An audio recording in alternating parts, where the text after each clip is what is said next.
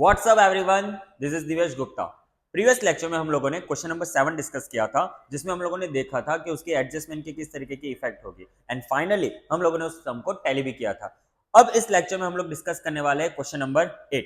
तो बने रहे हमारे साथ इस वीडियो में अंत तक, ताकि आप लोगों को क्वेश्चन नंबर 8 में कौन सी इफेक्ट कहां पे आएगी, कैसे आएगी, वो अच्छे तरीके से समझ में आए। क्लियर? अब मेरे पास है एक text book, I hope so आप लोगों के पास भी टेक्स्ट बुक होगी, नोटबुक भी हाथ में रखे और एक एक करके हम लोग सारी की सारी एडजस्टमेंट को क्या करेंगे, कंप्लीट करने की कोशिश करेंगे। तो चलो आगे बढ़ते हैं हम लोग।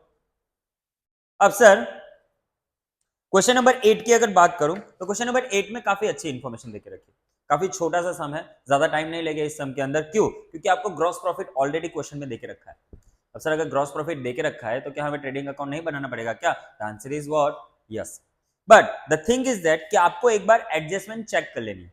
अगर एडजस्टमेंट में ट्रेडिंग अकाउंट के रिगार्डिंग कोई भी इफेक्ट आती है तो फिर आपको ट्रेडिंग अकाउंट बनाना पड़ेगा, अदरवाइज आपको ट्रेडिंग अकाउंट बनाने की कोई भी जरूरत नहीं है। आई बात समझ में मैं क्या कह रहा हूं? क्लियर? तो सर एडजस्टमेंट देखने के साथ मुझे ऐसा लग रहा है कि ट्रेडिंग अकाउंट आपको नहीं बनाना है। क्यों? क्योंकि कोई भी ऐसी एडजस्टमेंट नहीं है कि जो आपको ट्रेडिंग अकाउंट से इंटरलिंक करवाती है। क्लियर? तो इसलिए मैंने तो ट्रेडिंग अकाउंट नहीं बनाया है, बट फिर भी अगर कहीं पे कोई एडजस्टमेंट आती है उसके लिए हम लोग रेडी रहेंगे। आई बात समझ में? क्लियर? अब हम लोग सर स्टार्ट करते हैं सीधा एडजस्टमेंट से, क्योंकि जैसे कि हम लोगों ने आगे के 2 लेक्चर में देखा है कि हम लोग पहले एडजस्टमेंट को सॉल्व करेंगे, उसके बाद ट्रायल बैलेंस की जितनी भी चीजें उसको ट्रांसफर करने की कोशिश करेंगे। आई बात समझ में? चलो अब हम लोग एडजस्टमेंट की बात करें तो एडजस्टमेंट नंबर 1 काफी इजी सा एडजस्टमेंट है, थोड़ा सा दिमाग लगाना है। देखिएगा, salary was paid up to 31 December 2024। मतलब सर जो आपको सैलरी देके रखी हुई है वो कब तक की देके रखी हुई है? 31 दिसंबर 2024 2014 तक की देके रखी हुई है। एक्चुअली ये डेटा काफी पुराना है, इसलिए 24 गलती से निकल गया। कोई बात नहीं, हम लोग अब इसकी जो इंपैक्ट है उसको एक एडजस्टमेंट के थ्रू समझने की कोशिश करते हैं, मतलब वर्किंग नोट के थ्रू समझने की कोशिश करते हैं। यहाँ पे मैं वर्किंग नोट 1 एंड वो कौन सी होगी? तो सर सैलरी की। सर काफी इजी है। मुझे एक बात बताओ, आपका फाइनेंशियल ईयर स्टार्ट कब होगा? अब ये अगर मैं इस क्वेश्चन की अगर बात करूं तो इस क्वेश्चन का फाइनेंशियल ईयर जो है वो स्टार्ट हो रहा है 1/4/2014 को। कब स्टार्ट हो रहा है? 1/4/2014 को। तो यहाँ पे लिख दो 1/4/2014। ये हमारा हो गया फाइनेंशियल ईयर स्टार्ट। अब सर फाइनेंशियल ईयर आपका खत्म कब होगा? तो सर खत्म होने वाला है 31/3/2015 को। और यही डेट आपको आपके बुक में देके भी रखी हुई है कि आपका फाइनेंशियल ईयर खत्म कब हो रहा है? 31/3/2015 को। बट सर अगर आप लोग सैलरी के बारे में डिस्कस करना चाहोगे तो सैलरी जो है वो कब तक की पे हुई है? 31/12/2014 तक की। कब तक की? तो यहाँ पे मैं बीच में लाइनअप कर दूंगा और यहाँ पे लिख दूंगा 31/12/2014। आई बात समझ में मैं क्या कह रहा हूँ? अब मुझे एक बात बताइए, सैलरी यहां से लेके यहां तक की पेड है, यहां से लेके यहां तक की क्या है? पेड है। तो बट ऑब्वियसली यहां से लेके यहां तक की क्या होगी? अनपेड। सर मुझे कैसे पता चला? सर क्वेश्चन में लिखा हुआ है इसलिए मुझे पता चला। क्यों? मतलब क्या लिखा हुआ है क्वेश्चन में कि सैलरी जो है वो आपकी 31/12/2014 तक की ही पेड है, उसके आगे की आपने सैलरी पे नहीं की हुई है। समझ में बात आई? क्लियर? तो 3 महीने का हमारा क्या होगा यहां से देखे यहां तक का? सर 3 मंथ्स का हमारा क्या होगा? तो आउटस्टैंडिंग। आई होप सो कि अब आप ये वर्ड से थोड़े बहुत फैमिलियर हो चुके होंगे कि आउटस्टैंडिंग का मतलब क्या होता है। क्लियर? इसके आगे के लेक्चर में मैंने आप लोगों को समझा दिया था कि आउटस्टैंडिंग के बारे में हम लोग अगर आउटस्टैंडिंग के रिगार्डिंग कोई भी इंफॉर्मेशन आती है तो उसके साथ कैसे ट्रीटमेंट करना है। अब बात यह आती है कि अमाउंट कितनी आएगी।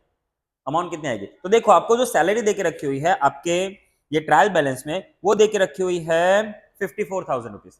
अब सर जो ट्रायल बैलेंस में इंफॉर्मेशन देके रखी है वो पेड सैलरी की है। कौन सी सैलरी की है? Paid salary. दैट मीन्स कि आपने इस पूरे के पूरे साल में 54,000 रुपीज पे कर दिया है। क्लियर? अब सर पे तो सिर्फ और सिर्फ दिसंबर मंथ तक का ही किया आपने। तो कुल मिला के अगर देखने जाओ तो आपने 9 मंथ्स की सैलरी पे करके रखी है, ऐसा माना जाएगा। क्लियर? तो अगर 9 महीने की सैलरी 54,000 है तो 1 महीने की सैलरी कितनी होगी? आई नो आप सब लोगों को एक कैलकुलेशन पता है। तो 54,000 डिवाइडेड बाय 9, तो 1 महीने की सैलरी कितनी आएगी? तो सर 6,000 रुपए। कितने हजार रुपए आएगी? 6,000 रुपए। अब मुझे बताओ आउटस्टैंडिंग कितने महीने की है? 3 महीने की है। तो अगर मैं 6,000 इंटू 3 कर दूं तो मेरी 18,000 रुपए की सैलरी क्या हो जाएगी? आउटस्टैंडिंग हो जाएगी। 18,000 की सैलरी क्या हो जाएगी, आउटस्टैंडिंग हो जाएगी। और मैंने आगे के ही लेक्चर में आप लोगों को जस्ट समझाया हुआ था कि अगर आउटस्टैंडिंग एक्सपेंस है तो उसकी इफेक्ट कैसे करनी है। आई होप सो कि आप सब लोगों को वो याद होगा, और अगर फिर भी आगे के वीडियो में अगर आप लोगों को देखना हो कि उसकी इफेक्ट कैसे होगी, तो एक बार आप लोग आगे का जो सम है क्वेश्चन नंबर 7 उसका एक बार वीडियो देख लीजिए, और वहां से समझने के बाद वापस ये वीडियो देखना कंटिन्यू करिए। क्लियर? अब सर, अब इसकी इफेक्ट कहां पे होगी? तो हम सबको पता है कि सैलरी जो है वो कौन से अकाउंट में आती है, प्रॉफिट एंड लॉस अकाउंट में आती है। क्लियर? तो प्रॉफिट एंड लॉस अकाउंट के डेबिट में मैं जाके लिख दूंगा टू सैलरी 54,000 प्लस आउटस्टैंडिंग। अब लास्ट लेक्चर में मैंने ये भी आपको बताया है कि ये प्लस करने का रीजन क्या है। ओके, अब सर इसकी सेकंड इफेक्ट कहां पे आ जाएगी? तो सेकंड इफेक्ट आएगी, सैलरी आउटस्टैंडिंग है ना, सैलरी क्या है हमारी, आउटस्टैंडिंग है, पे करनी बाकी है, तो ये हमारे लिए क्या हो जाएगी, लायबिलिटी। क्या हो जाएगी हमारे लिए ये, लायबिलिटी। तो अब इसको लायबिलिटी में थोड़ा सा नीचे साइड में लिखना पसंद करूंगा, क्यों? क्योंकि ये करंट लायबिलिटी है, और सारी की सारी करंट लायबिलिटी आपको नीचे लिखनी होती है। तो यहां पे जाके हम लोग लिखेंगे आउटस्टैंडिंग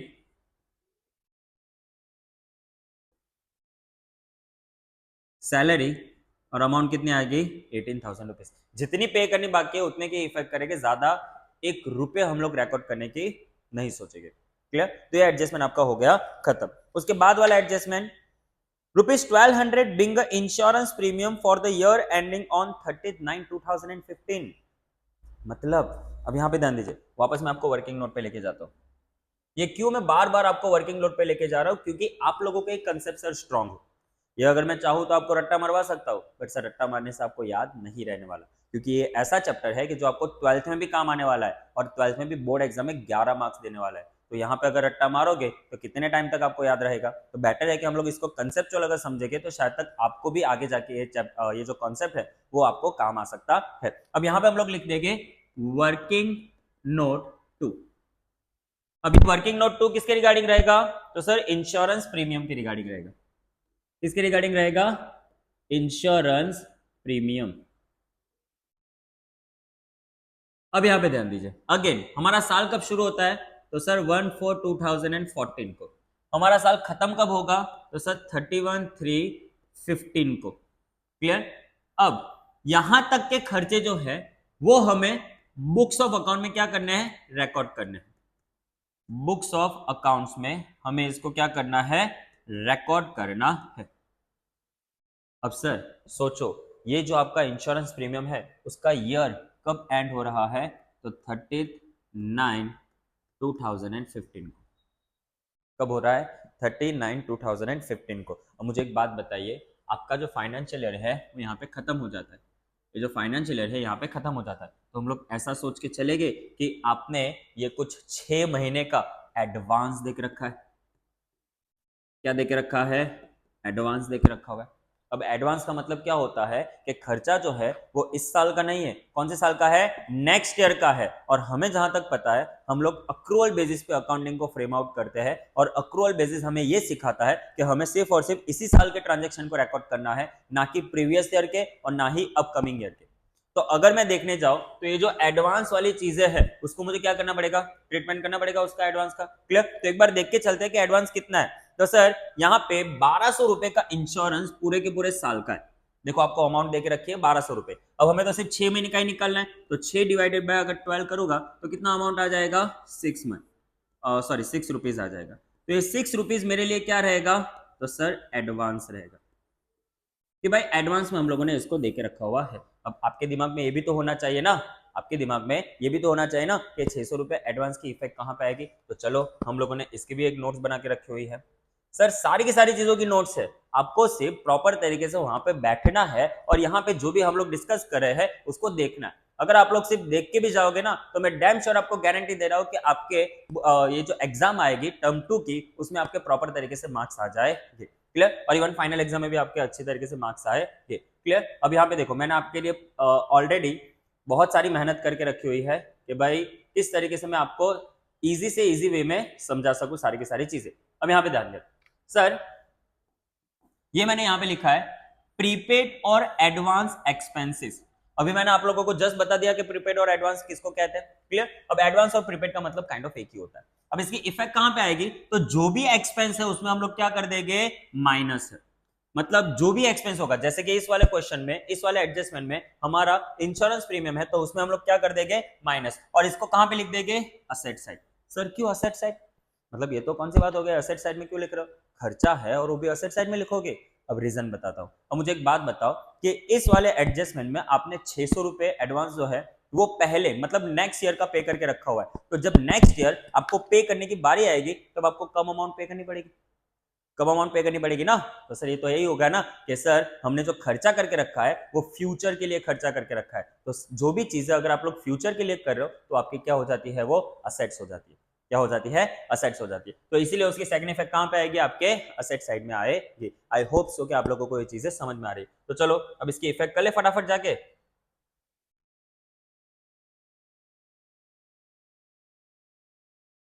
थोड़ा सा ज्यादा टाइम लग रहा है, थोड़ा सा लेकिंग हो रहा है, कोई बात नहीं, हो जाएगा। अब यहां पे जाके हम लोग करेंगे 2।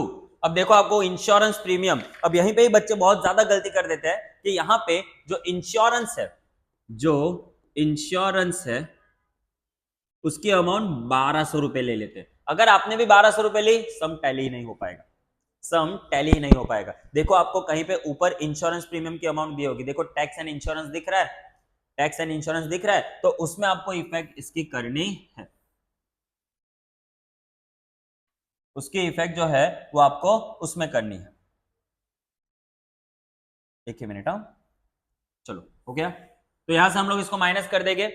देखो टैक्स एंड इंश्योरेंस की वैल्यू कितनी देके रखी है, तो 7200, उसमें से हम लोग माइनस कर देंगे प्रीपेड, और एडवांस भी लिख सकते हो, कोई इश्यू नहीं है, 600 माइनस करने के बाद अमाउंट क्या आ जाएगी, 6600। क्लियर। और अभी जस्ट मैंने बताया कि इसकी सेकंड इफेक्ट असेट साइड में जाएगी, तो असेट साइड में हम लोग जाएंगे और लिख देंगे यहां पे प्री पेड इंश्योरेंस प्रीमियम, और अमाउंट कितनी आएगी, 600 रुपए। आई होप सो कि आप लोगों को एडजस्टमेंट समझ में आई होगी। क्लियर। अब उसके बाद वाली एडजस्टमेंट अगर देखने जाएंगे, commission of ₹2000 is receivable. Sir पहले तो ये समझा देता हूं, रिसीव्ड का मतलब क्या होता है और रिसीवेबल का मतलब क्या होता है। सर रिसीव्ड का मतलब होता है पैसा आ गया, और रिसीवेबल का मतलब होता है पैसा आना बाकी है। समझ में आ रहा है। तो यहां पे क्या लिखा है, 2000 रुपए का आपका कमीशन जो है वो आना बाकी है। क्या लिखा है, 2000 रुपए का कमीशन आना बाकी है। क्लियर। तो इसको मैं कह सकता हूं कि आउटस्टैंडिंग कमीशन रिसीवेबल है, कह सकता हूं इसको आउटस्टैंडिंग कमीशन रिसीवेबल है। क्लियर। तो इसकी सर क्या इफेक्ट होगी, तो चलो अब ये चीज मैंने नोट में नहीं लिखी हुई है, बट फिर भी आपके सामने मैं ये लिखवा देता हूं ताकि आप लोगों को चीजों मतलब चीजें जो है वो ढंग से समझ में आए। तो सर थोड़ा सा ऊपर चले जाते हैं,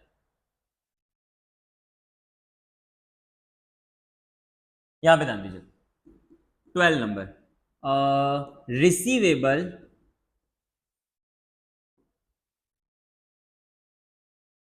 रिसीवेबल इनकम।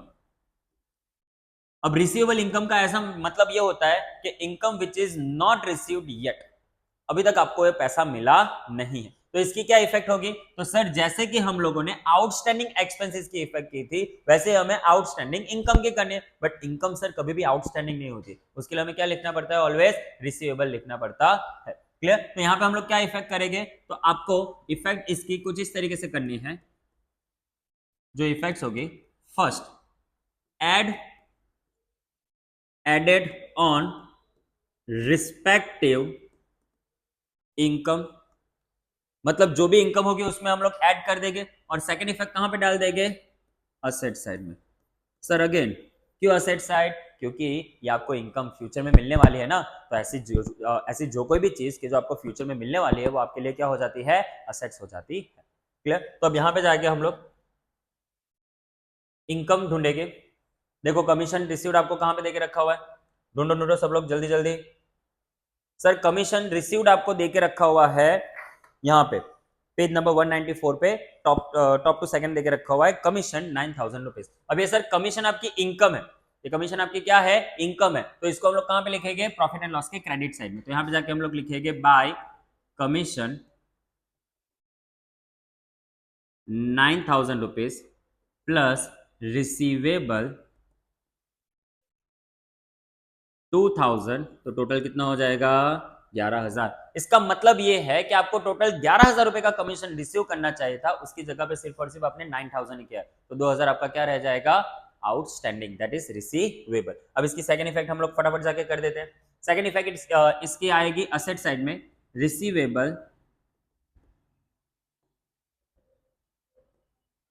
कमीशन, और उसकी अमाउंट क्या आ जाएगी, 2,000। अभी मैंने समझाया ना, फ्यूचर में मिलने वाली इनकम ये हमारे लिए क्या हो जाएगी, असेट्स हो जाएगी। अब उसके बाद है calculate depreciation at 5% on furniture, at 10% on the building and at 20% on the motor car. अब सर ये तो डेप्रिसिएशन पूरा का पूरा चैप्टर आप लोग पढ़ के आए हो, बट सर उस चैप्टर में जिस हिसाब से आप लोग वर्किंग बना रहे थे और वो सब कुछ बना रहे, उसके अकॉर्डिंगली हमें नहीं करना है। यहाँ पे काफी सिंपल सा है, अकाउंटिंग ट्रीटमेंट ही हमें देनी है, समझ में आ रहा है। तो सर अकाउंटिंग ट्रीटमेंट इसकी क्या हो जाएगी, तो यहां पे जाएंगे हम लोग, लिखेंगे पहला क्या है, तो फर्नीचर। अब मुझे बताओ फर्नीचर की वैल्यू क्या देके रखी हुई है, तो फर्नीचर की वैल्यू आपको देके रखी हुई है 48,000 रुपीज। तो यहां पे जाके मैं लिख दूंगा 48,000 रुपीज माइनस डेप्रिसिएशन। कितना परसेंट डेप्रिसिएशन कहा है हमें, तो 5%। अच्छा हम लोग एक एडजस्टमेंट भूल गए, बट कोई बात नहीं, पहले ये एडजस्टमेंट कर लेंगे, उसके बाद वो एडजस्टमेंट करेंगे, कोई दिक्कत नहीं है। तो यहाँ पे 5% डेप्रिसिएशन ऑन फर्नीचर, मैं अभी फिलहाल के लिए सिर्फ इतना लिख देता हूँ, उसके बाद कैलकुलेटर उठा के हम लोग कर लेंगे। चलो ना, ये तो इजी है, 2400 रुपये आएगा। उसके बाद दूसरा क्या है, तो दूसरा बिल्डिंग। अब बिल्डिंग की क्या अमाउंट देके रखी है, देखो ऊपर बिल्डिंग आपको कितना देके रखा है, 1,80,000 रुपीज। तो यहाँ पे जाके हम लोग लिखेंगे 1,80,000 माइनस डेप्रिसिएशन। कितना परसेंट डेप्रिसिएशन कहा है, 10%। तो इसकी क्या वैल्यू आएगी, 18,000 रुपीज। उसके बाद थर्ड क्या लिखा हुआ है, थर्ड लिखा हुआ है आपका मोटर कार। तो यहाँ पे जाके हम लोग लिख देंगे मोटर कार। अब मोटर कार की वैल्यू आपको कितनी देके रखी हुई है, 60,000। अब इसके ऊपर 20% है, तो माइनस डेप्रिसिएशन 20%, तो 12,000 रुपये आ जाएगा।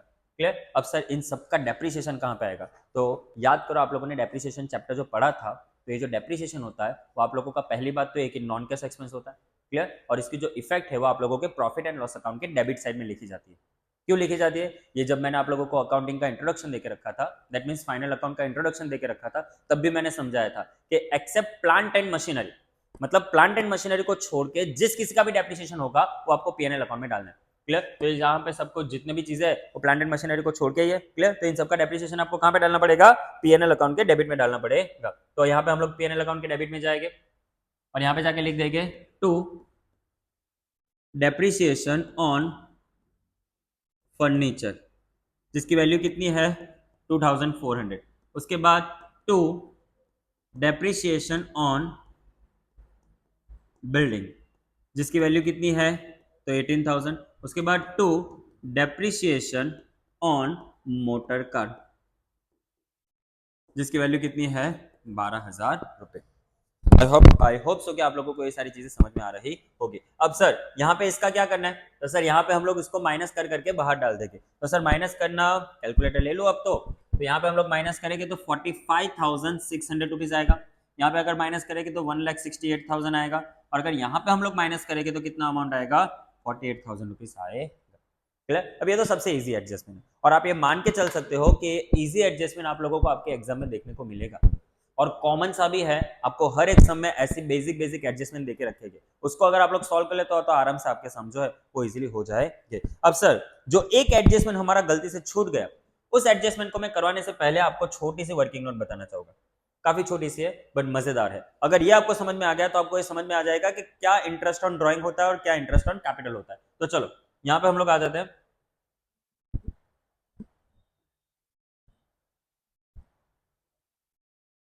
अब यहाँ पे ध्यान दो, ये जो 8 नंबर के आप लोगों की नोट है वहां पे हम लोग ध्यान देते हैं। 8 नंबर पे क्या लिखा है, इंटरेस्ट ऑन कैपिटल। क्या लिखा है, इंटरेस्ट ऑन कैपिटल। अब देखो मैंने थोड़ा इमेजिनरी करके वैल्यूज है वो लिखा हुआ है, आई होप सो कि आप लोगों को थोड़ा सा समझ में आ जाए, क्लियर। अब ये है अचीवर क्लासेस, हमारा जो ट्यूशन है उनका नाम है अचीवर क्लासेस। अब यहाँ पे हूं मैं दिव्येश गुप्ता। अब सर दिव्येश गुप्ता ने अचीवर क्लासेस को क्या प्रोवाइड करके रखा है, कैपिटल प्रोवाइड करके रखा हुआ है, क्लियर। अब सर अचीवर क्लासेस जो एक सेपरेट एंटिटी है, और दिवेश गुप्ता जो उस एंटिटी का ओनर है, तो ये दोनों की दोनों क्या हो जाएंगे, अलग अलग हो जाएंगे। अब सर अगर ये अचीवर क्लासेस मुझे अपने कैपिटल पे इंटरेस्ट ऑन कैपिटल प्रोवाइड कर रहा है, इंटरेस्ट प्रोवाइड कर रहा है, तो ये एंटिटी के लिए क्या हो जाएगा, एक्सपेंस हो जाएगा, और मेरे लिए क्या हो जाएगी, ये तो इनकम हो जाएगी, क्योंकि मुझे तो मिल रहा है ना, तो मेरे लिए क्या हो जाएगा, इनकम हो जाएगा। और एंटिटी के लिए, एंटिटी मतलब क्या, अचीवर क्लासेस के लिए क्या हो जाएगा, एक्सपेंस हो जाएगा। तो अगर ये एक्सपेंस होगा तो कहां पे लिखा जाएगा, प्रॉफिट एंड लॉस अकाउंट के डेबिट साइड में। और अगर ये इनकम है, ओनर के लिए इनकम है ना, मतलब मेरे लिए तो इनकम है ना, तो ये कहां पे आएगा, मेरे कैपिटल में मैं इसको प्लस कर दूंगा, मेरे कैपिटल में इसको क्या कर दूंगा, प्लस कर दूंगा। आई होप सो कि आप लोगों को ये जो बातें वो समझ में आई होगी। अगर आप लोग चाहते हो कि इसको लिखना है, 1 मिनट के लिए पॉज कर लो और फटाफट लिख लो। समझ में आ रहा है, चलो अब आगे बढ़ते हैं। अब सर जैसे ही आपके इंटरेस्ट ऑन कैपिटल की इफेक्ट थी, वैसे ही अब आपके इंटरेस्ट ऑन ड्राइंग की भी इफेक्ट है, सेम टू सेम, कुछ दिमाग नहीं लगाना, बस क्या हो जाएगा, थोड़ा सा एक्सपेंस और इनकम का चेंजेस हो जाएगा कि किसके लिए इनकम और किसके लिए एक्सपेंस। अब यहां पे ध्यान दो सर, अब ये वापस है अचीवर क्लासेस एंटिटी, यह है दिवेश गुप्ता ओनर। अब सर अगर अचीवर क्लासेस दिवेश गुप्ता को ड्राइंग्स देगी तो उसके ऊपर आईओडी चार्ज करेगी कि नहीं करेगी, तो ये अचीवर क्लासेस के लिए क्या हो जाएगी, इनकम हो जाएगी, तो वो कहां पे लिखी जाएगी, प्रॉफिट एंड लॉस अकाउंट के क्रेडिट साइड में। और उसी जगह पे ये हो जाएगा, मतलब ओनर के लिए तो एक्सपेंसिव होगा ना, तो उसको हम लोग क्या कर देंगे, कैपिटल में से माइनस कर देंगे। समझ में आ रहा है ये क्या हो रहा है, क्लियर। तो सर ये हो गई आपके इंटरेस्ट ऑन कैपिटल की और इंटरेस्ट ऑन ड्राइंग की इफेक्ट। अब इसको आपको अकाउंट्स में कैसे प्रिपेयर करना है, अकाउंट्स में इसको कैसे शो करना है, वो एक बार के लिए हम लोग समझ लेते हैं। तो चलो अब अकाउंट्स में हम लोग देखें कि किस तरीके से करना है। तो थोड़ा सा प्रोसेसिंग में टाइम ले रहा है, लगता है फॉर्मेट करना पड़ेगा। अब यहाँ पे ध्यान देते हैं सर, पहले हम लोग लायबिलिटी साइड में जाके लिख देते हैं कैपिटल। अब ढूंढो आपको कैपिटल कितना देख रखा है, कैपिटल कहाँ है, कैपिटल, क्या बात है नहीं दिख रहा है मुझे कैपिटल, कैपिटल ये रहा, छुप के बैठा हुआ है 1,42,800। तो यहाँ पे जाके मैं लिख दूंगा 1,42,800 रुपीज। अब उसमें हम लोग प्लस कर देंगे आईओसी। अच्छा मैं शॉर्टकट में लिख रहा हूँ, आई होप सो कि आप लोगों को समझ में आ गया। इंटरेस्ट ऑन कैपिटल, ओके, कितना देके रखा हुआ इंटरेस्ट ऑन कैपिटल, 10%। तो यहाँ पे 10% कितना हो जाएगा, 14,280 रुपीज हो जाएगा। समझ में आ रहा है। अब सर उसी के नीचे थोड़ी जगह छोड़ के मैं लिख देता हूं लेस ड्राइंग्स। अब सर देखो ड्राइंग्स की वैल्यू क्या देके रखी है, तो ड्राइंग्स कैपिटल के एग्जैक्ट नीचे देके रखा है और उसकी वैल्यू क्या है, तो सर 6,000 रुपीज। अब उसमें हम लोग ऐड कर देंगे आईओडी। आईओडी का मतलब क्या होगा, इंटरेस्ट ऑन ड्राइंग। अब वो है 12%, तो इसका 12% कितना होगा, 720 हो जाएगा। एक बार क्रॉस चेक कर ले। हाँ, तो यहाँ पे अब ध्यान दे, इन दोनों की सेकेंड इफेक्ट हमें कहां पे लिखनी है। देखो मैंने पहले ही कहा था ना कि इंटरेस्ट ऑन ड्राइंग जो होगा वो आपके कैपिटल में से क्या हो जाएगा, माइनस। तो ये देखो मैंने माइनस का हेडिंग भी डाल के रखा हुआ है और उसमें मैंने प्लस करके रखा है। अब माइनस में मैं प्लस करूंगा तो अल्टीमेटली कैपिटल में से तो माइनस ही होगा ना। आई बात समझ में सबको। अब इसके हम लोग कर देते हैं सेकंड इफेक्ट। अब सेकंड इफेक्ट क्या होगा, तो आईओसी जो है वो फर्म के लिए क्या हो रहा है, एक्सपेंस हो रहा है। तो यहां पे जाके हम लोग लिख देंगे टू इंटरेस्ट ऑन कैपिटल, वो आ जाएगा 14,280 रुपीज, 14,280 रुपीज। और यहां पे जाके हम लोग लिख देंगे बाय इंटरेस्ट ऑन ड्राइंग्स, तो उसकी अमाउंट कितनी आ जाएगी, 720 रुपए। सीधी बात, नो बकवास, काफी इजी था ना ये तो।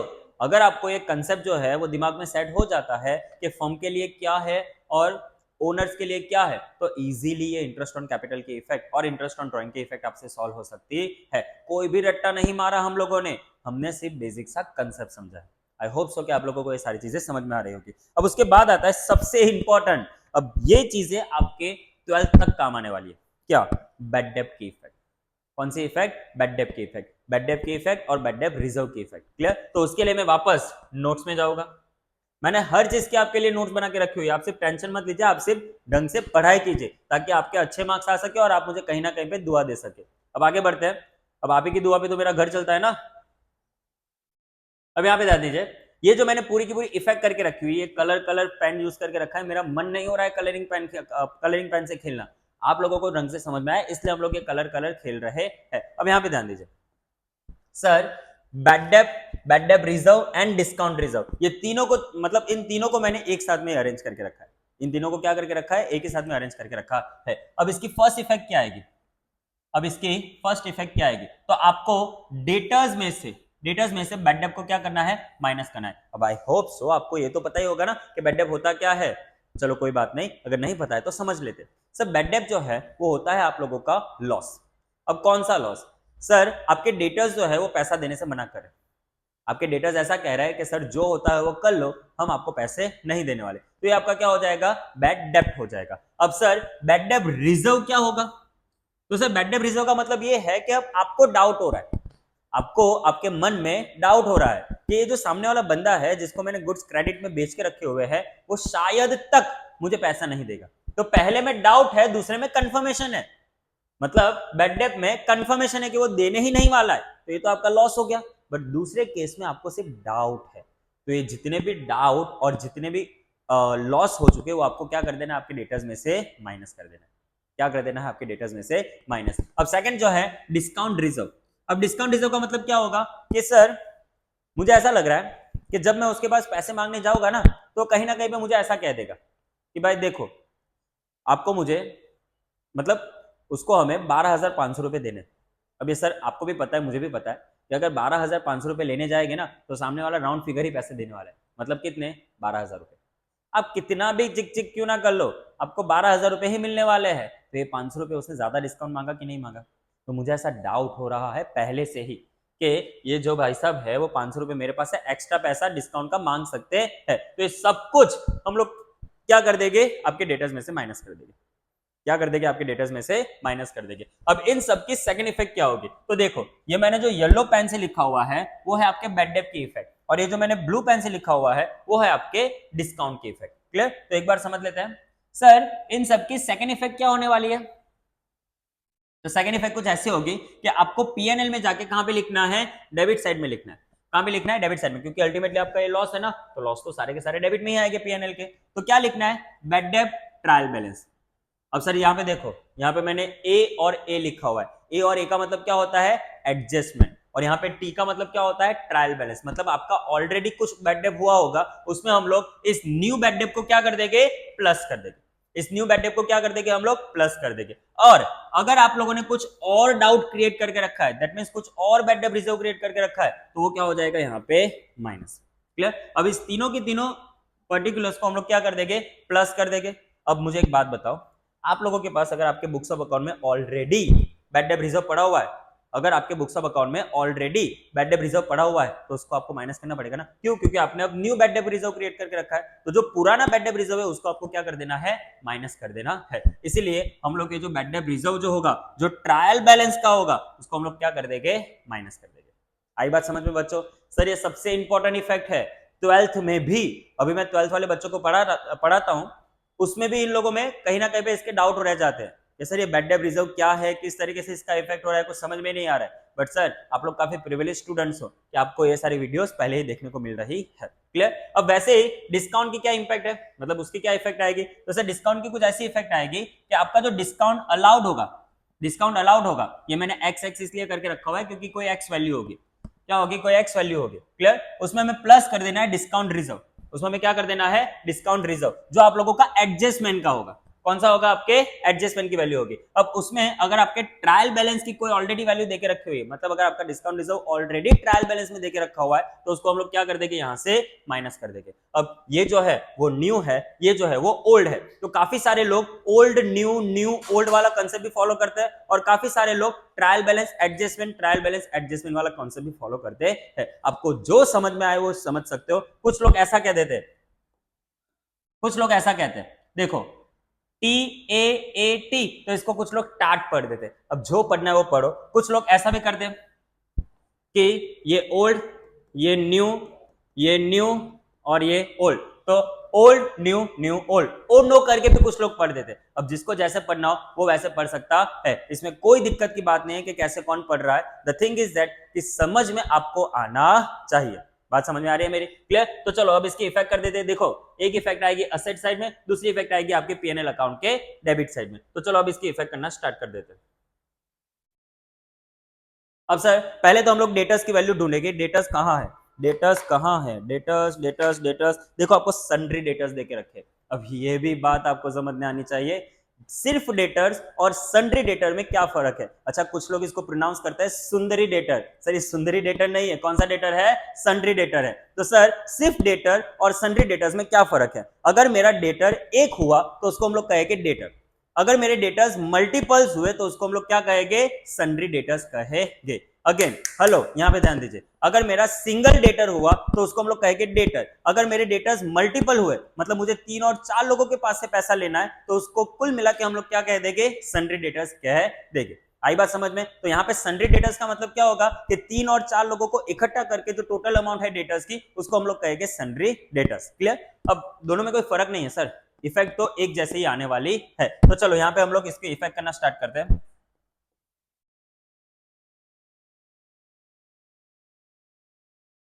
यहीं पे कर लेते हैं क्योंकि नीचे जगह थोड़ी कम है। यहां पे जाएंगे हम लोग, लिखेंगे डेटर्स। अब ढूंढो आपको डेटर्स की वैल्यू क्या देके रखी है, ढूंढो ढूंढो ढूंढो ढूंढो। सन्ड्री डेटर्स आपको देके रखा है 1,20,000 रुपए का।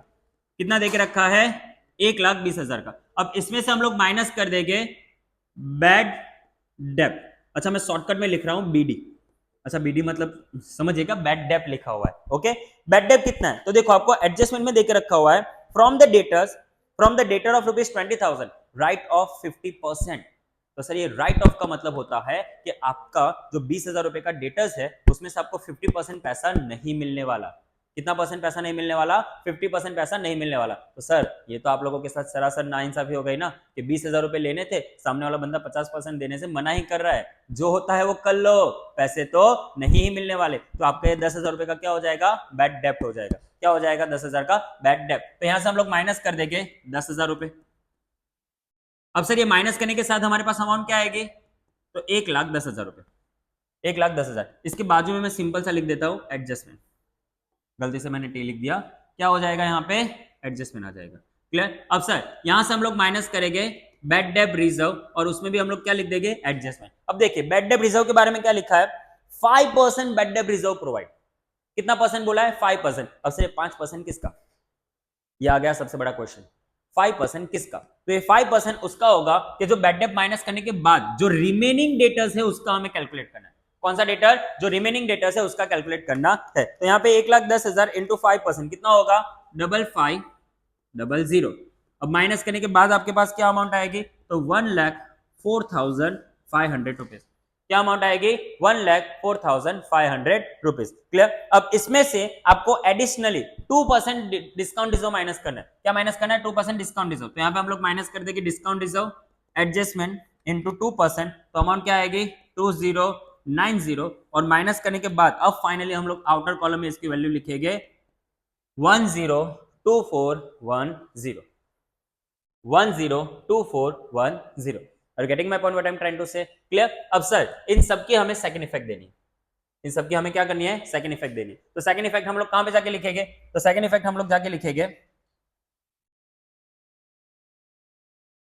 यहां पे to bad debt adjustment to bad, sorry पहले आएगा ट्रायल बैलेंस, उसके बाद bad debt adjustment, bad debt reserve adjustment, ये प्लस होगा ये प्लस होगा, उसके बाद ये minus bad debt reserve trial balance. Clear. अब देखो बैड डेट आप लोगों को ट्रायल बैलेंस में कितना देके रखा हुआ है, ढूंढो ढूंढो बैड डेट रिजर्व कितना देके रखा है, ढूंढो ढूंढो बैड डेट रिजर्व आपको कितना देके रखा हुआ है।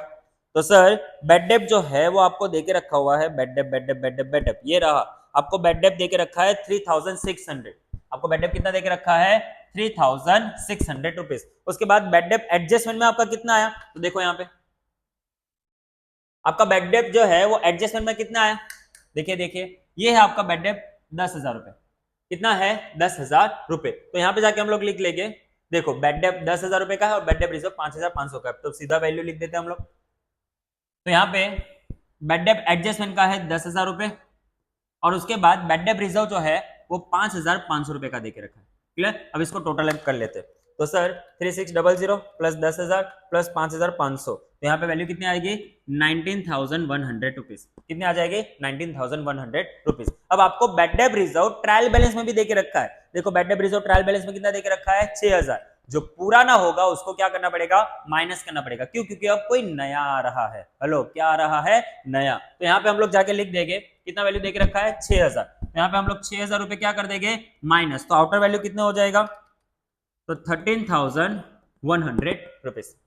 समझ में आ रहा है क्या हो रहा है? क्लियर? हम लोगों ने आगे वर्किंग में भी देखा, आगे नोट्स में भी देखा, और उसके बाद वापस यहाँ पे भी देख रहे हैं। अब यहाँ पे वापस अब डिस्काउंट के बारे में, तो डिस्काउंट अलाउड,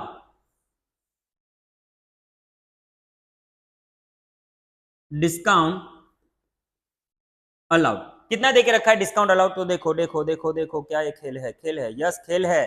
3200 रुपए का आपका डिस्काउंट गिवन है। डिस्काउंट गिवन और डिस्काउंट अलाउड एक ही होता है। कितने का है, 3200 रुपए का। उसमें हम लोग प्लस कर देंगे डिस्काउंट रिजर्व एडजस्टमेंट। अब देखिए डिस्काउंट रिजर्व आपका एडजस्टमेंट में कितना था, देख लेते, कोई फर्क नहीं पड़ता हमें। डिस्काउंट रिजर्व जो है वो एडजस्टमेंट में आपको देके रखा है 2090 का। कितना देके रखा है, 2090 का। तो यहाँ पे जाके हम लोग प्लस कर देंगे 2090। अब कहीं पे देखिए डिस्काउंट रिजर्व आपको देके रखा है क्या ट्रायल बैलेंस में? ट्रायल बैलेंस में कहीं पे भी आपको डिस्काउंट रिजर्व नहीं देके रखा हुआ है। तो इन दोनों को ही प्लस करके हम लोग क्या कर देंगे, आउटर कॉलम में लिख देंगे। तो सर 3200 प्लस 2090, तो टोटल वैल्यू कितनी आ जाएगी, 5290। कितनी वैल्यू आ जाएगी, 5290। क्लियर? आई होप सो कि आप लोगों को ये सारी की सारी एडजस्टमेंट क्या होगी, समझ में आई होगी। अब सिर्फ एक लास्ट एडजस्टमेंट बाकी है, सिर्फ एक लास्ट एडजस्टमेंट बाकी है। वहां पे क्या लिखा है, transfer rupees 10,000 to general reserve. अब पहली बात तो ये जनरल रिजर्व होता क्या है, जनरल रिजर्व होता क्या है, जनरल रिजर्व आपके लिए क्या है, सेविंग्स है। जनरल रिजर्व क्या है आपके लिए, सेविंग्स है। तो यहाँ पे देखिए इसकी भी मैंने एक छोटी सी वर्किंग नोट बना के रखी हुई है, इसकी भी मैंने आप लोगों के लिए एक छोटी सी वर्किंग नोट बना के रखी हुई है। चलो फटाफट फटाफट यहाँ पे आ जाइए। देखिए जनरल रिजर्व, जनरल रिजर्व क्या है, जनरल रिजर्व क्या है, जनरल रिजर्व यहां है।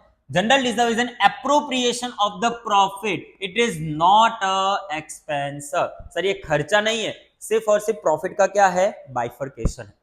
अब मैं ऐसा कहूं आपको कि सर आपके पास 1000 रुपए, अब उस 1000 में से 300 रुपए आपने लेफ्ट हैंड साइड की पॉकेट पर रखे और 700 रुपए आपने राइट हैंड साइड की पॉकेट पर रखे, तो ये क्या कोई खर्चा हो गया क्या आपका? Answer is what, no. आपने सिर्फ क्या किया है, आपके कैश को सिर्फ बाइफर्केट करके रखा है। तो ऐसे ही होता है जनरल रिजर्व कि जो प्रॉफिट में से सिर्फ क्या होता है, बाइफर्केट होता है। बट सर हमें इसकी इफेक्ट तो देनी पड़ेगी ना, क्या करें, अब चीज ही ऐसी है तो हम इसकी इफेक्ट देनी पड़ेगी। तो इफेक्ट हम लोग कहां पे जाके देंगे इसकी, तो सर एक इफेक्ट आएगी आप लोगों के प्रॉफिट एंड लॉस अकाउंट में। अब सर अगर आप लोग 12th में होते तो शायद तक इसकी इफेक्ट कहीं और आती, बट सर आपके लिए अभी फिलहाल के लिए सिर्फ इतने ही अकाउंट से हम लोग इसलिए इसकी effect profit and loss account में ही करेंगे। अदरवाइज इसकी effect profit and loss appropriation में आती है, बट वो आपके 11th का सिलेबस नहीं, वो कौन सा सिलेबस है, आपके 12th का सिलेबस है। तो यहाँ पे जाके हम लोग लिख देंगे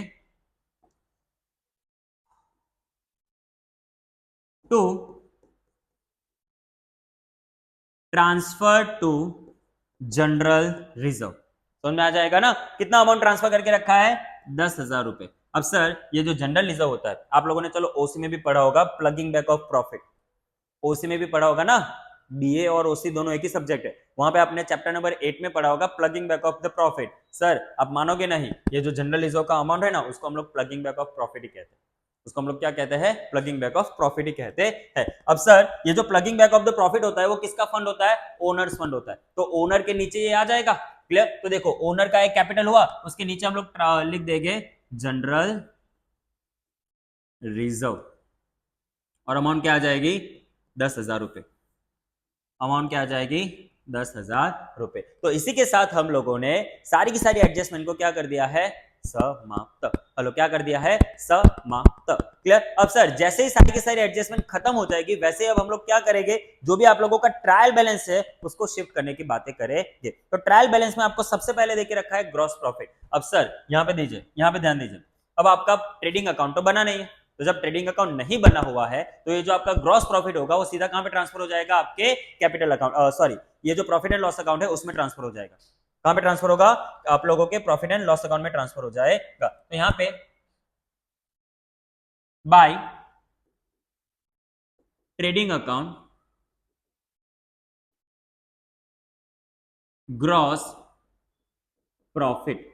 अब सर आपको कैसे पता चला कि ग्रॉस प्रॉफिट है, चलो यहां पे लिख के रखा हुआ है, बट व्हाट इफ अगर आपको सिर्फ और सिर्फ ट्रेडिंग अकाउंट लिख के रखते तो तो ऐसे मामलों में हमें अमाउंट देखनी है कि अमाउंट आपको कौन सी साइड देके रखी है। सर आपको अमाउंट कौन सी साइड देके रखी है, क्रेडिट साइड में ना, तो आपके लिए क्या हो जाएगा, ग्रॉस प्रॉफिट। और अगर अमाउंट डेबिट साइड में देके रखते हैं, अगर एग्जामिनर थोड़ा सा ट्रिकी निकला ना तो ऐसा कुछ कर सकता है क्या कि आपको अमाउंट रिवर्स साइड दे दे। तो अगर रिवर्स साइड अमाउंट दी होगी तो आपके लिए क्या हो जाएगा, ग्रॉस लॉस। क्या हो जाएगा, ग्रॉस लॉस। तो सर आपको ग्रॉस प्रॉफिट कितना देके रखा है, 3 लाख। अच्छा मेरे से एक छोटी सी वापस गलती होगी, पूछो क्या। सर मैंने मार्कर का कलर चेंज नहीं किया।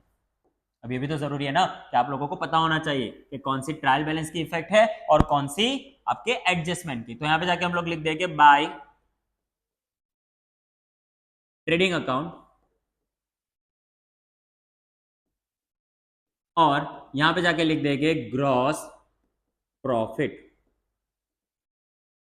और जिसकी अमाउंट कितनी है, तो सर 3 लाख रुपए। कितनी अमाउंट है, 3 लाख। अब उसके बाद आपको देके रखा है सैलरी। सर सैलरी की इफेक्ट हमने कर दी क्या, हाँ जी कर दी। उसके बाद है जनरल एक्सपेंस। तो जनरल एक्सपेंस आपका कहां पे आएगा, तो बट ऑब्वियसली आपके पीएनएल अकाउंट में आएगा। तो यहां पे जाके मैं लिख दूंगा टू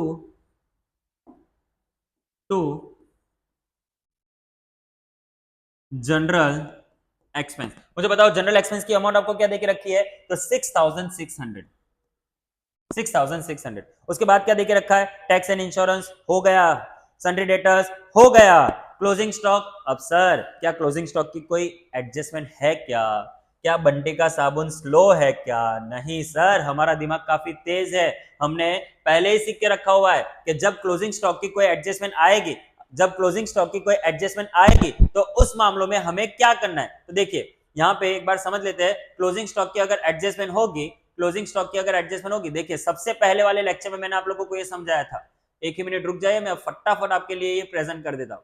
देखिए यहां पे जब अगर क्लोजिंग स्टॉक की एडजस्टमेंट होगी, क्लोजिंग स्टॉक की एडजस्टमेंट होगी तब उसकी दो साइड में इफेक्ट आएगी। बट जब नहीं होगी क्लोजिंग स्टॉक की एडजस्टमेंट, तब हमें क्या करना है, उसको सिर्फ और सिर्फ असेट साइड में प्रेजेंट करना है।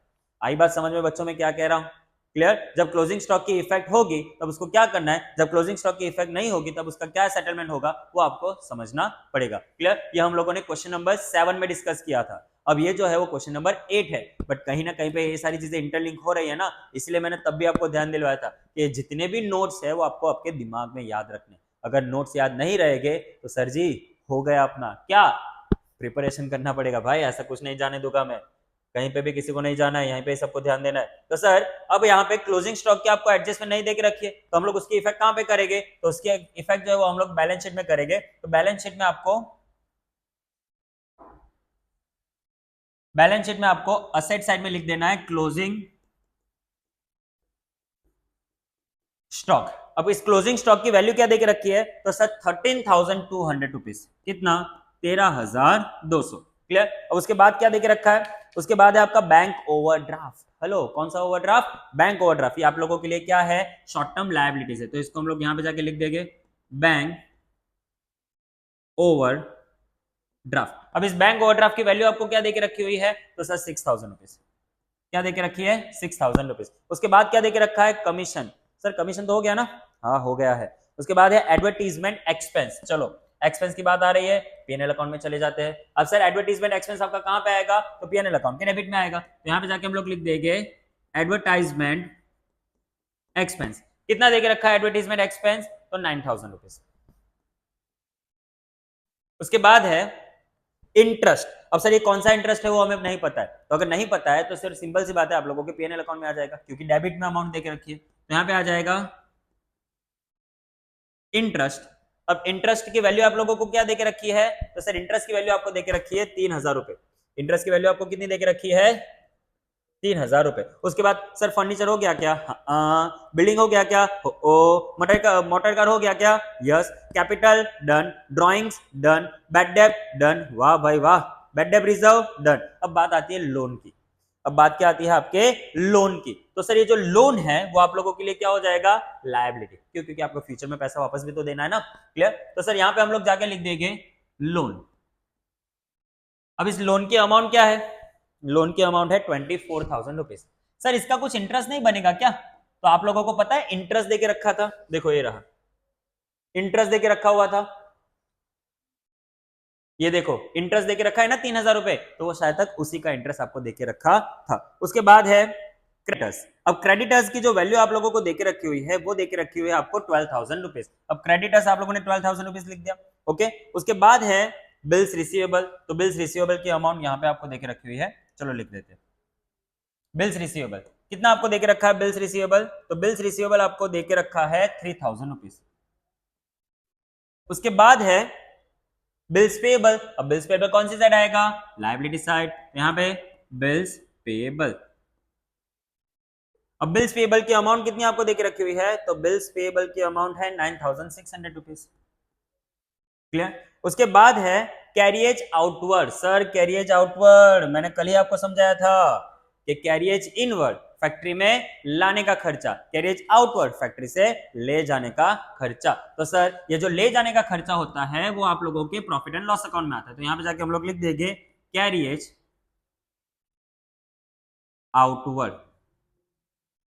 और उस कैरियज आउटवर्ड की वैल्यू कितनी आ जाएगी? तो कैरियज आउटवर्ड की वैल्यू आपको देके रखी है पूरी की पूरी 4,000 रुपए। वाओ। उसके बाद है डिस्काउंट गिवन। देखो डिस्काउंट गिवन आपने कहीं पे कर दिया, ये देखो डिस्काउंट गिवन हो गया। ओके, उसके बाद आपको देके रखा है डिस्काउंट रिसीव्ड। अब डिस्काउंट रिसीव्ड का क्या इफेक्ट होगा? तो सर डिस्काउंट रिसीव्ड आपके लिए इनकम हो जाएगी। ओके, तो यहां पे जाके हम लोग लिख देंगे बाय डिस्काउंट रिसीव्ड, और उसकी अमाउंट कितनी आ जाएगी? उसकी अमाउंट आ जाएगी 2,400 रुपीज। उसके बाद आपको देके रखा है जनरल रिजर्व। उसके बाद क्या देके रखा है? General reserve. अब सर जनरल रिजर्व की एक एडजस्टमेंट भी थी, यहाँ पे मैंने छोटी सी गलती कर दी कि जनरल रिजर्व को अलग से लिखा। वैसे ये गलती बड़ी नहीं है, छोटी सी है, बट चलेगा, कोई बात नहीं, गलती गलती होती है। अब सर ये जो मैंने जनरल रिजर्व है वो आउटर कॉलम में सीधा लिख दिया, बट इसको आउटर कॉलम में लिखना नहीं होता है। कैसे करना होता है एक बार समझ लेते हैं। यहाँ पे देखो, यहाँ पे आ जाएगा आपका जनरल रिजर्व जो ऑलरेडी देके रखा हुआ है। देखो ऑलरेडी देके रखा हुआ है, कितने का है? 30,000 रुपए का। यहां पे जाके हम लोग लिख देंगे 30,000 रुपए प्लस एडिशनल 10,000 रुपए। तो अब टोटल आपका रिजर्व कितने का हो गया? 40,000 रुपए का।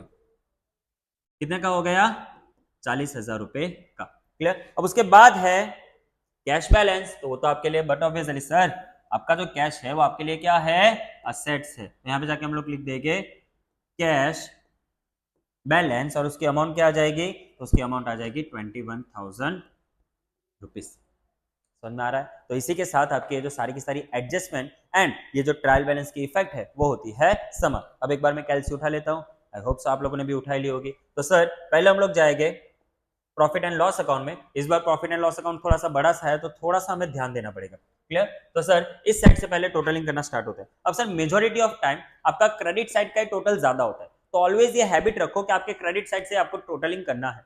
अगर गलती से एक आध दो बार डेबिट साइड का टोटल ज्यादा हो गया तो वो एक आध दो बार होगा, वो ऑल टाइम होगा नहीं। ये थोड़ी सी मैं ये जो आपकी स्क्रीन है उसको थोड़ा सा मिडल में एडजस्ट कर देता हूँ ताकि आप लोगों को भी ढंग से दिखे। अब यहाँ पे ध्यान देते हैं।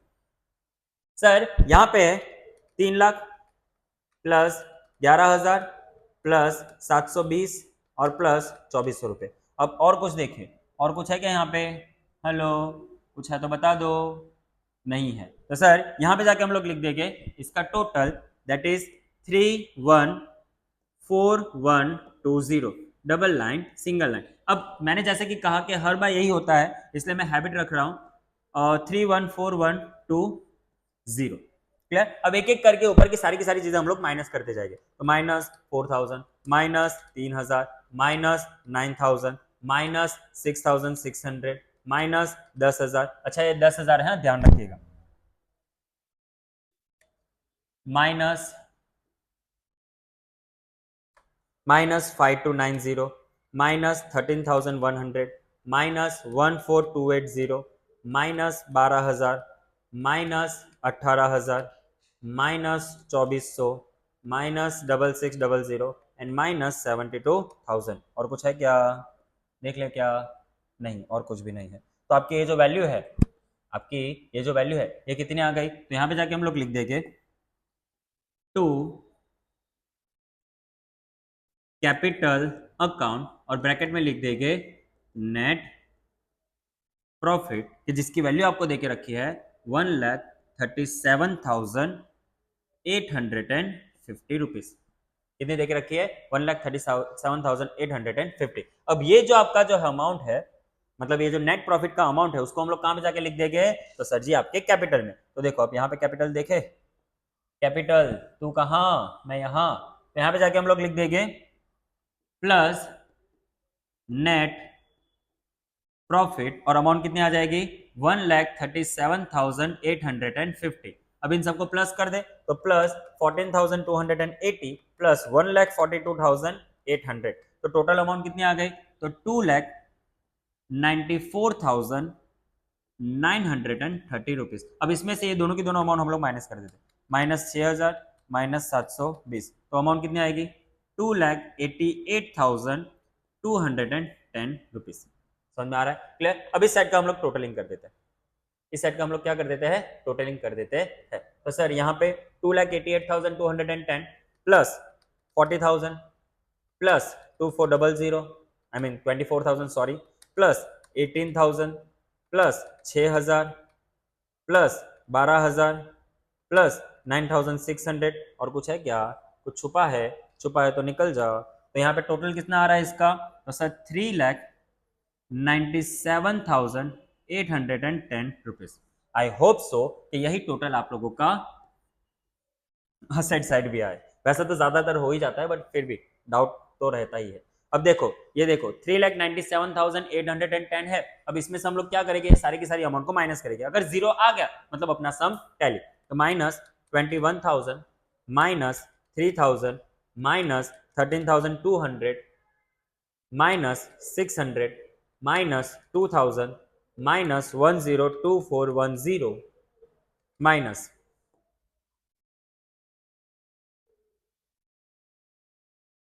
-48,000 माइनस, ये एक बार मैंने अमाउंट गलत लिखी है, रुक जाओ रुक जाओ रुक जाओ रुक जाओ, मुझे कैसे पता चला गलत लिखी है, क्योंकि 1,80,000 में से अगर 18,000 को माइनस करोगा ना तो 1,62,000 आएगा। I am sorry my mistake, -1,62,000 and -45,600 rupees. देखिए ये जीरो आ गया। इवन यहाँ पे भी देखिए क्या 47 स्टेप्स मैंने करके रखे।